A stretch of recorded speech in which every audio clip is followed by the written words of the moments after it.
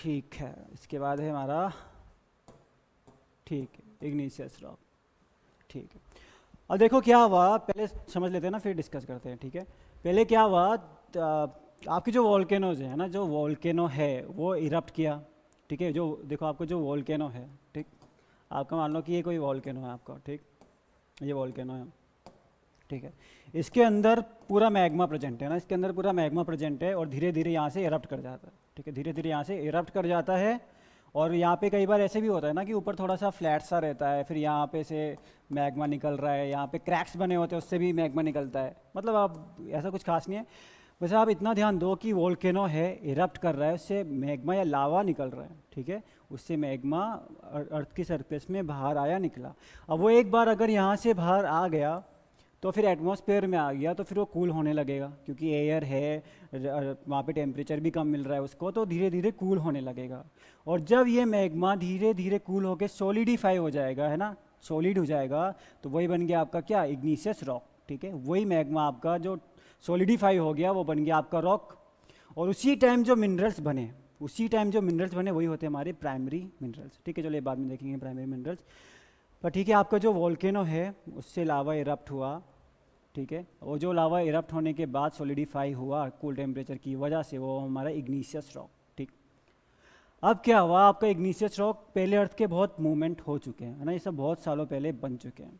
अर्थ के पहले बहुत मूवमेंट हो चुके हैं, इधर से उधर मूव कर गया, पूरा इंडिया भी कहीं और था, फिर आके यहाँ पे ज्वाइन कर गया। तो उस टाइम पे ये रॉक अपनी जगह से मूव करेंगे, इधर से उधर जाएंगे। ठीक है, मान लो ये रॉक थोड़ा सा किसी रिवर के आसपास आ गया या वाटर स्ट्रीम के आसपास आ गया, तो वाटर स्ट्रीम इस रॉक को धीरे धीरे, जो हम लोग देख रहे थे वेदरिंग में, तो धीरे धीरे वाटर स्ट्रीम इस रॉक को हल्का हल्का सा रब करते हुए अपने साथ ले जाएगी और कहीं और जाके डिपॉजिट करेगी। ठीक है, ओवर अ टाइम पीरियड धीरे धीरे इस रॉक को यहाँ से ले गई और कहीं और जाके थोड़ा थोड़ा करके डिपॉजिट करती जा रही है। वो जो धीरे धीरे डिपॉजिट होगा फिर वो भी थोड़ा सा सॉलिडिफाई होगा, उसी को हम बोलते हैं क्या, सेडिमेंट्री रॉक, है ना, क्योंकि ये जो रॉक है इसके सेडिमेंट्स ले जाके उसने वहाँ जमा कर दिए, तो वो हो गया हमारा सेडिमेंट्री रॉक्स।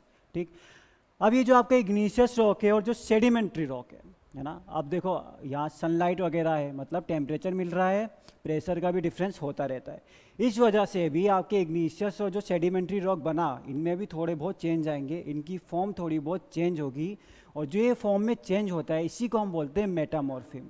ठीक है, तो जो रॉक बने उसको हम बोलते हैं मेटामॉर्फिक रॉक्स। ठीक है, इसको हम आगे इसी को समझेंगे आज। ठीक, और जो मैं अंदर ये बात कर रहा था ना, पूरा मैग्मा चैम्बर होता है, मतलब अंदर जो वॉल्केनो के अंदर है, तो क्या होता है कि यहीं पे ना थोड़ा नीचे, मान लो कि इससे हल्के सी दूर की तरफ भी कुछ मैग्मा चला गया, अब यहाँ पे तो बहुत ज़्यादा टेम्परेचर था पर यहाँ पे थोड़ा कम टेम्परेचर मिला और यहीं पे वो कूल हो गया। ठीक है, तो जो अर्थ के अंदर कूल हो रहा है उसको हम बोलते हैं क्या, उसको हम बोलते हैं प्लूटोनिक। अभी देखेंगे ना इसको आगे, प्लूटोनिक या इंट्रूसिव, जो अर्थ के अंदर ही कूल हो गया, और जो बाहर आके कूल हो रहा है वो होता है हमारा एक्सट्रूसिव, जिसको हम अभी देख लेंगे। ठीक, अभी देखते हैं। तो सबसे पहली चीज़ ये होगी हमारा igneous rock, ignis means fire. तो इग्निशियस रॉक क्या हुआ, form by cooling and crystallization of molten magma on और बीनीथ द सरफेस। ठीक है, तो जो आपका मोल्टन मैग्मा है या तो अर्थ के बाहर जाके वो कूल होगा या अर्थ के अंदर ही कूल हो जाएगा। दूसरी चीज़, ठीक, दो टाइप के हो गए, एक इंट्रूसिव हो गया और दूसरा आपका हो गया वॉल्केनिक, है ना।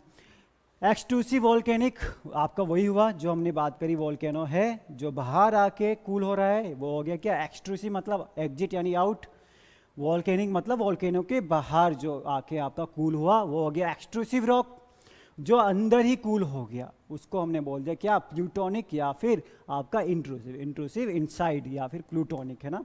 ठीक है, इसको बोल दिया हमने प्लूटोनिक रॉक। ठीक, तो वही चीज़ है, ये यहाँ पे इंट्रूसिव वाला हो तो अंदर रहा है, पर बाद में जो अर्थ के मूवमेंट वगैरह हो गए तो उसकी वजह से ये रॉक भी आपका बाहर आ गया, है ना। या फिर ये हो सकता है कि वॉल्केनो ही ख़त्म हो जाए तो अब भी आपके रॉक्स जो हैं ये बाहर आ जाएंगे।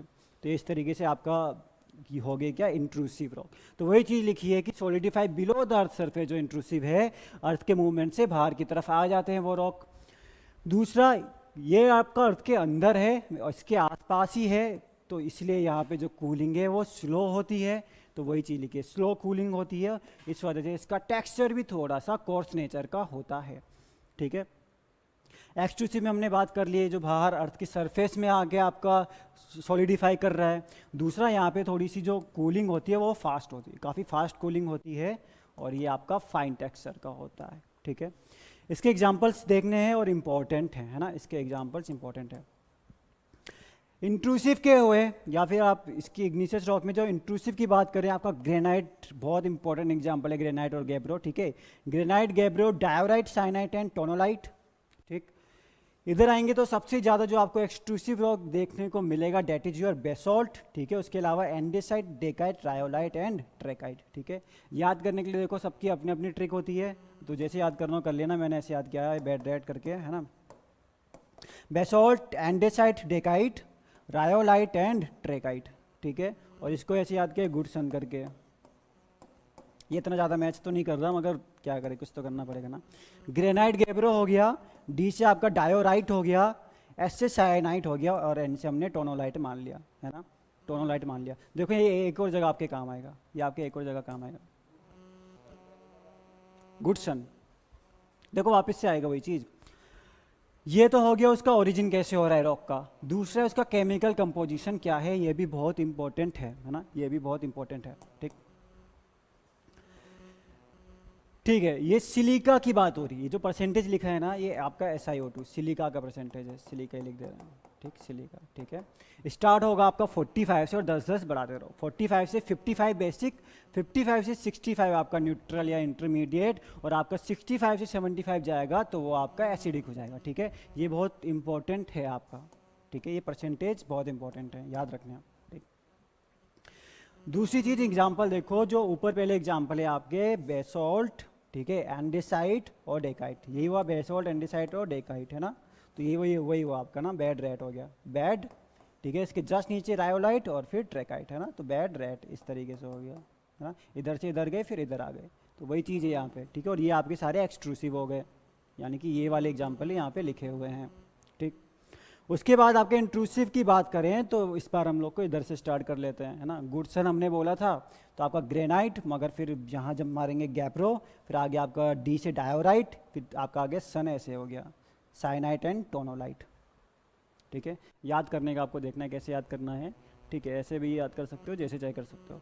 बहुत इंपॉर्टेंट है, basalt is a basic igneous rock, granite is a acidic igneous rock, ठीक है। और basalt is a parent material for which soil, which type of soil, black soil, है ना, भूलना नहीं है। यही बेसॉल्ट है जो हमने ब्लैक सॉइल की जब बात करी थी, हमने क्या कहा था, स्मैक्टाइट, बेसॉल्ट एंड बेसिक, ये तीन चीज़ें हमने कही थी जब हमने बात करी थी ब्लैक सॉइल की। तो basalt and basic, because basalt is a basic igneous rock. और आपका जो रेड सॉइल था वहाँ पे आपको थोड़ा बहुत ग्रेनाइट देखने को मिलेगा, which is a acidic igneous rock, ठीक है। तो रेड सॉइल का पेरेंट मटेरियल एसिडिक था और ब्लैक सॉइल का आपका एल्कलाइन था, मतलब बेसिक था, ठीक है। ठीक, समझ आ रहा है इतना, समझ आ रहा है ना, या रिपीट करूँ, आया आया ऑनलाइन वालों, समझ आ रहा है, आ रहा है समझ, ओके, ठीक है, ठीक है। तो ये इग्निशियस रॉक हो गया, कुछ नहीं देखा, इग्निशियस मतलब जो अर्थ के ऊपर या फिर अर्थ के अंदर सॉलिडिफाई करेंगे, उसमें हमने कहा जो अंदर सॉलिडिफाई करके इंट्रूसिव या प्लूटोनिक, इंपॉर्टेंट एग्जांपल हो गया ग्रेनाइट। जो अर्थ के बाहर सॉलिडिफाई करेंगे उसमें आपका हो गया एक्सट्रूसिव या वोल्केनिक, एग्जांपल हो गया उसका इंपॉर्टेंट बेसॉल्ट, ठीक है। तो ग्रेनाइट और बेसॉल्ट हमें भूलना नहीं है। फिर हमने कहा सिलिका के बेसिस पे, सिलिका या फिर उसका केमिकल कंपोजिशन क्या है, तो हमने कहा अगर सिलिका कम है तो बेसिक होगा, 45 से स्टार्ट किया है, और 45 से 55 बेसिक, 55 से 65 हुआ आपका न्यूट्रल या इंटरमीडिएट, और 65 से 75 हुआ एसिडिक, ठीक है। तो ये हो गया हमारा, और फिर हमने उसके एग्जांपल भी देख लिए, ठीक है। बैड रेड करके याद कर लिया, और फिर गुडिसन, जैसे भी आप याद करना चाहो, ठीक है। आते नेक्स्ट स्लाइड में, ऑल राइट, ठीक है, नेक्स्ट स्लाइड में आते हैं। ये था इग्निशियस रॉक, ठीक है। आपके सेडिमेंट्री रॉक, सेडिमेंट्री रॉक में हमने क्या कहा कि जो आपका इग्निशियस रॉक बना है ना, जैसे आपका जो बेसॉल्ट बन गया, अब रिवर आ रही है, वाटर स्ट्रीम आ रही है, उसको हल्का सा रब करते हुए अपने साथ ले जा रही है और कहीं और जाके डिपॉजिट कर रही है। ऐसे बहुत टाइम तक, बहुत सालों तक डिपॉजिट करती रही। उसके बाद वो जो सेडिमेंट्स डिपॉजिट हुए उनमें थोड़ा सा सीमेंटेशन प्रोसेस हुआ, सीमेंटिंग हुई, और वो भी रॉक की तरह सॉलिडिफाई हो गए। अब इग्निशियस रॉक तो खैर ओरिजिनल था, बहुत ज़्यादा हार्ड होगा, सेडिमेंट्री से थोड़ा सा लूज होगा, उतना ज़्यादा हार्ड नहीं होगा। तो जो ये सेडिमेंट्री रॉक बना ना, वही लिखा है ऊपर, form through the consolidation of sediments drive from the breaking down of pre existing rock. मतलब प्री एग्जिस्टिंग रॉक क्या हुआ है आपकी इग्निशियस रॉक ही है, उन्हीं की ब्रेक डाउन होकर वापस से डिपॉजिट हुआ, तो आपका बन गया क्या सेडिमेंट्री रॉक, है ना। और जो ये सेडिमेंट्स डिपॉजिट होते हैं ना, तो ये एक बार ऐसे सेडिमेंट डिपॉजिट हुआ, दोबारा आया, फिर ऊपर डिपॉजिट हुआ, फिर डिपॉजिट हुआ, ऐसे बार बार डिपॉजिट होता रहेगा। तो इसमें ऐसा एक हल्का सा पैटर्न सा देखने को मिलता है, इसको हम बोलते हैं स्ट्रैटिफिकेशन, है ना। ये नॉर्मल मतलब जो हम स्ट्रैटिफिकेशन, जो मतलब एक के ऊपर एक चीज़ें रखी होती है ना, उसी को स्ट्रेटिफाइड बोलते हैं। आपके एल्यूवियल सॉइल में भी बार बार सेडिमेंट्स आके डिपॉजिट होते हैं ना, तो वहाँ पे भी बोलते हैं कि स्ट्रेटिफिकेशन का प्रोसेस हो रहा है, तो इसलिए इनको स्ट्रेटिफाइड रॉक भी बोल देते हैं। उसके अलावा वही चीज़ लिखिए कि आपके सेडिमेंट्स क्या होंगे, ट्रांसपोर्ट होंगे, ठीक है, डिपॉजिट होंगे, उसके बाद सीमेंटेशन हो जाएगा उनका, और फिर वो बन जाएंगे हमारी क्या igneous rock, sorry sedimentary rock. जो हम ये इतनी देर से बात करें वो आपका मैकेनिकली सेडिमेंट्री रॉक है ना। ये आपका मैकेनिकल क्लासिफिकेशन में आ गया कि deposition and cementation of products of pre existing rock, ये आपका मैकेनिकल में। इसके अलावा आपका कुछ केमिकली फॉर्म्ड भी हैं, मतलब ये भी सिमिलर से ही है। मान लो कि आपका जैसे वाटर के साथ मान लो थोड़ा सा आपका कैल्शियम आ रहा है, या कैल्शियम बाइकार्बोनेट आ गया, कैल्शियम कार्बोनेट आ गया। अब हमने कई बार डिस्कस कर लिया calcium carbonate is insoluble and calcium bicarbonate is soluble. हमने कई बार डिस्कस कर लिया कि आपका जो कैल्शियम कार्बोनेट है ये इनसोल्यूबल है, ठीक है।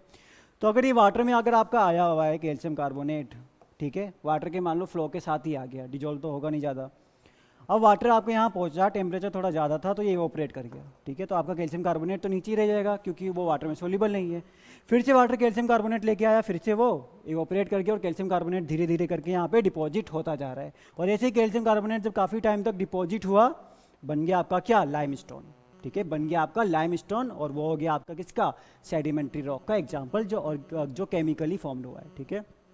वही चीज लिखिए इनऑर्गेनिक फॉर्म बाय इवोपोरेशन या precipitation of material dissolved in water, ठीक है। तो जैसे आपका ये कैल्शियम कार्बोनेट का यहाँ पे एग्जांपल लाइमस्टोन, ठीक है, ऐसी बना आपका लाइमस्टोन। ऑर्गेनिक आपका ये तो बहुत पुराना हो चुका है, ठीक है, ऑर्गेनिक में कुछ नहीं है। डिकम्पोजिशन ऑफ ऑर्गेनिक रिमेन, बहुत पहले जो मतलब प्लांट वगैरह हो गए, एनिमल्स हो गए, वो बहुत टाइम तक मतलब डिकम्पोज करते रहे और धीरे धीरे बने हैं सेडिमेंट्री रॉक्स, ठीक है। इसके एग्जाम्पल भी आपके इंपॉर्टेंट है।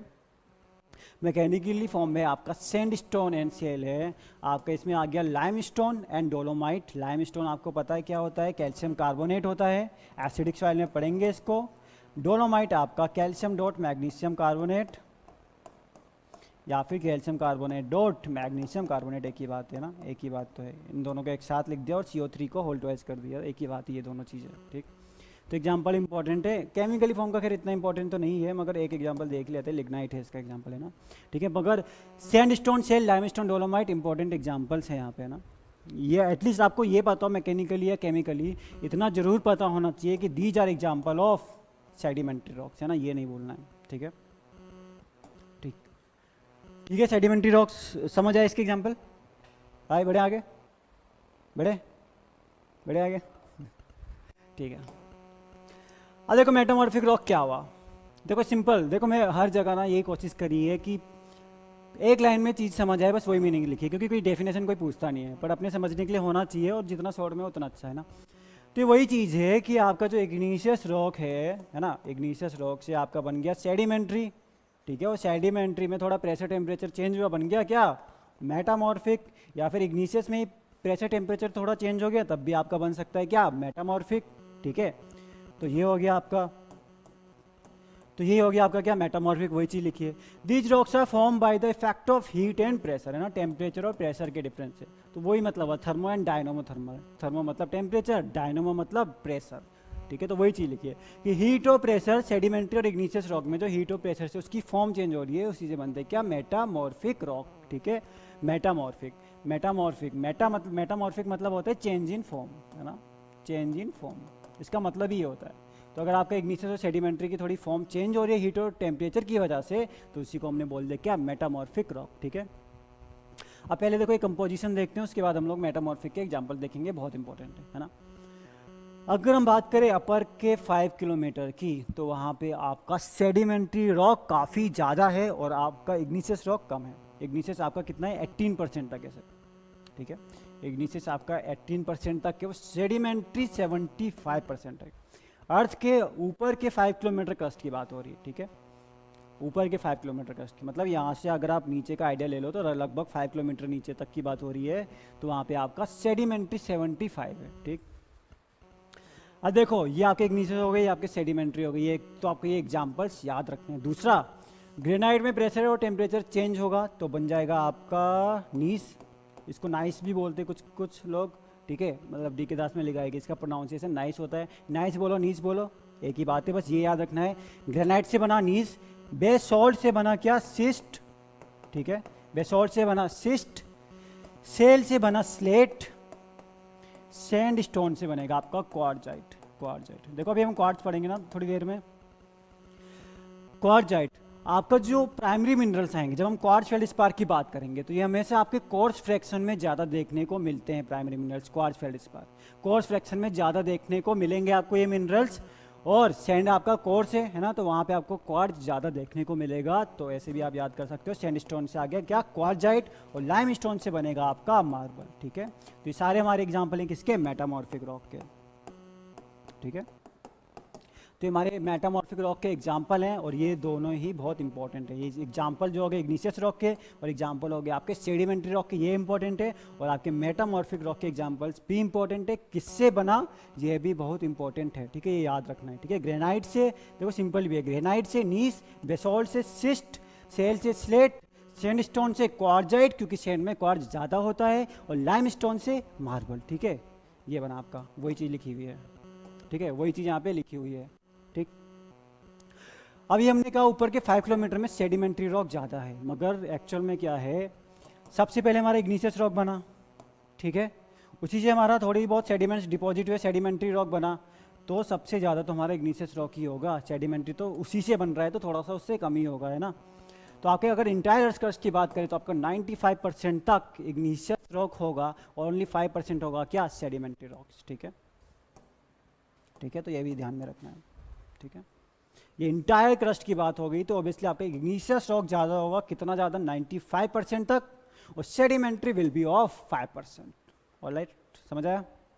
ठीक है ना, ये भी आपका इंपॉर्टेंट है। सेडिमेंट्री रॉक भी इसलिए ज़्यादा इंपॉर्टेंट हो गया क्योंकि अपर का 5 किलोमीटर में काफ़ी ज़्यादा है, 75% तक है, मगर ओवरऑल क्रस्ट की बात कर रहे हैं तो आपका इग्निशियस ज़्यादा हो गया, आपका 95% तक इग्निशियस रॉक प्रेजेंट है। ठीक है ना, ध्यान में रखना है। ठीक है, इंटायर क्रस्ट में 95% इग्निशियस रॉक, और ये सारे एग्जाम्पल्स याद रखने हैं। ठीक है, हाँ, लाइमस्टोन, मार्बल, गुड। ठीक है, बढ़े आगे, आ रहा है समझ, आ रहा है, आ रहा है, आ रहा है, ऑनलाइन वालों समझ आ रहा है, बोलो बोलो जल्दी बोलो। ठीक है, ओके, ठीक है, नेक्स्ट स्लाइड में आ रहा है।